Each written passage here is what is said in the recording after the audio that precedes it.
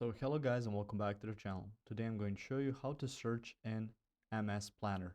So first of all, you'll need to go to the left. You can see my day, my tasks, my plans, my portfolios. You can start a new plan. You can see a layout similar to this one. So from your plans, once you go to this tab, you can see recent, shared, personal, pinned, and you can also click on filter by keyword.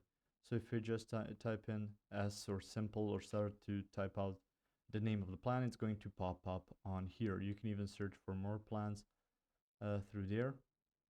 So you can see something like this. You can also rely on clicking Control F to search the website itself if you're using this browser. So it may be different in different browsers, but through there you just type out your plans.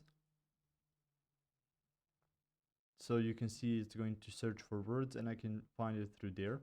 So that's one way to search for those plans as well. The one thing you can do on here, so once you go to here, you can't really use the search anymore.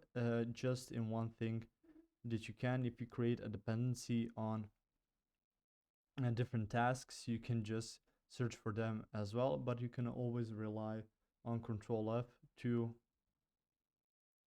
find it. So I wanted to go to customize buckets and I just found it through that option and feature. So you can just use Control F if you don't have a search icon. So if this isn't appearing, you can just use that browser feature. If you found this information helpful or useful, you can like the video. You can also share the video. You can subscribe to the channel and click the notification bell to get notified about new videos on MS Planner or some other topics you might find interesting as well. Thank you very much for watching this video, and as always, I'll see you guys in the next one. Goodbye.